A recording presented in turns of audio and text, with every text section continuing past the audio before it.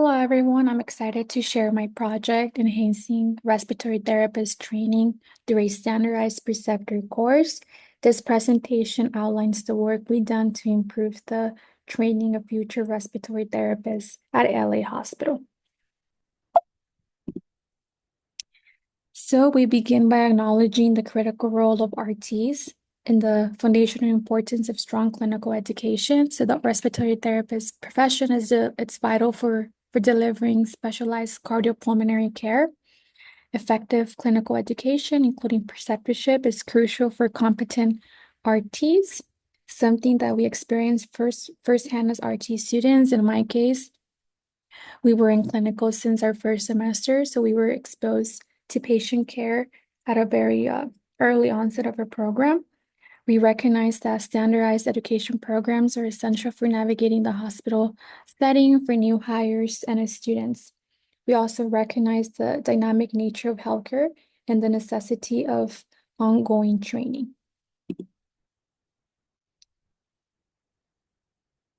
Preceptorship is a formal mentoring arrangement and is a key for skill development. So at LA Hospital, we observed that the current preceptor program lacks a standardized and comprehensive approach. So we clearly identified the problem at this hospital. The absence of this standardized and comprehensive preceptor training program can lead to a lack of standardization, which has negative consequences for learners' experiences and skills acquisition. We frame that this is not just a problem, but it's a real opportunity for us to make meaningful improvement. So our project proposal, the goal is to enhance new hires and students onboarding via a structured preceptorship. Our focus is going to be on improving preceptor training. This will include adult learning, effective feedback, assessment, and conflict resolution. The curriculum will have clear objectives. It will define competencies, include diverse learning modalities, include simulations, and real-life cases. The evaluation is going to be a standardized checklist and observation. So we also explain our project proposal using the SMART goal to ensure that our program was focused and achievable. This helped us to be specific about what we wanted to achieve, how we will measure our success, and that our goals were both realistic and time-bounded, aligning directly with our department commitments to patient safety. So first, our proposal is specific because we aim to enhance the current training program for new hires and students by implementing a standardized preceptor course. It's measurable because we would track our success by achieving a 20% increase in competency scores and a 10% reduction in observed errors with 1 month post-implementation. Our proposal is attainable because we're building upon the existing training program and we plan to utilize available simulation lab resources. It's realistic. This project directly contributes to patient safety and quality of care, which are core objectives of the RT department. Lastly, our project is timely because our timeline for the project competition is 6 months, with initial results evaluated after 1 month of implementation of this new program. To bring this project to life, we outline a 4-phase timeline. This structured approach allows us to break down the work into manageable steps, from the initial planning and research to the actual training and long-term evaluation of the program's impact. So we divided it into 4 phases. The first phase is going to be 2 to 4 weeks. We're going to be focusing on needs assessment and planning, literature review, stakeholder interviews, surveys, reports, objectives. We're going to plan the project, and then we're going to get approvals. The second phase is going to be 8 to 12 weeks. In this phase, we're going to be developing the curriculum. We're going to design the preceptor course. We're going to create materials. We're going to start trial testing, and then we're going to do some revisions. In phase 3, which is going to take about 4 to 6 weeks, we're going to start implementing and training. We're going to recruit preceptors. We're going to communicate details. We're going to conduct training, and we're going to collect feedback. In the last phase, which is phase 4, is going to be 6 to 8 weeks. We're going to be evaluating and disseminating the analyzed data, employee and student surveys. We're going to do final reports, recommendations, presentations, publications, and then ongoing maintenance of the plan. As we plan this crucial project, we carefully consider the resources vital for its success.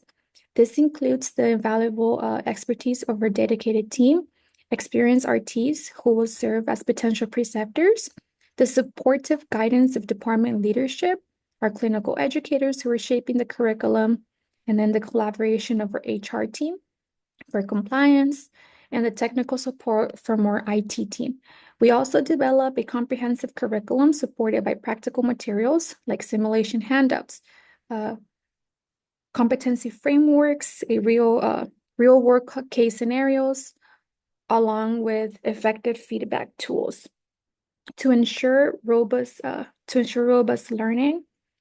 We'll be utilizing essential software such as Microsoft Excel, Typeform, which is a website for efficient survey administration.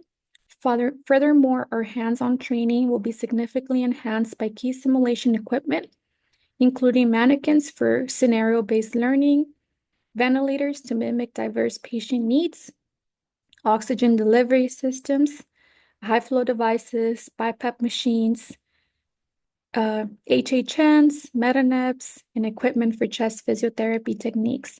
Alongside these vital resources, we also identify potential barriers that we might encounter. For example, in the planning phase, we might encounter scheduling conflicts, resistance to change, time for curriculum development, maintaining engagement, staffing coverage during training, technical difficulties, and then during the evaluation phase, time-consuming data collection analysis, obtaining meaningful feedback, and then ensuring long-term support, allowing us to kind of strategize and develop effective mitigation strategies. We believe that impact of this project will extend beyond just our RT department. The primary beneficiaries, of course, will be our new RTs and students who will receive a more supportive and effective onboarding experience. Our preceptors will also benefit from enhanced skills. And then ultimately, and most importantly, our patients will receive the highest quality of care from well-prepared professionals, enhancing the care provided at LA Hospital to our community. Our approach wasn't just based on our observations, it is also grounded in existing research. The literature strongly supports the critical roles of RTs and the importance of effective clinical education. We found compelling evidence highlighting the value of preceptorship and the effectiveness of simulation in developing crucial skills, which shape our curriculum design.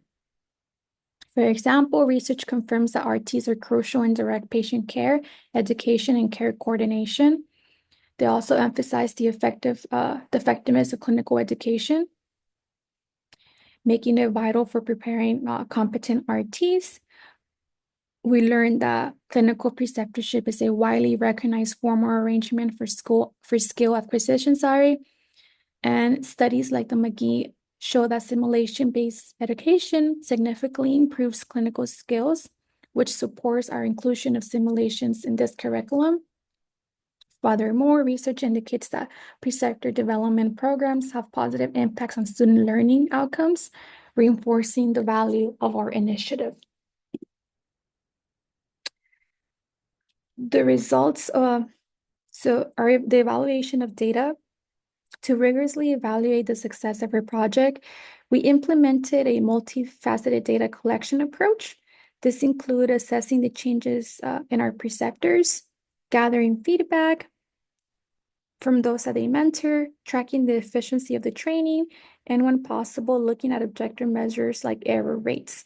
We also wanted to capture the personal experiences through interviews to gain a deeper understanding of the program's impact. Our results. So the results of our initial implementation have been very encouraging.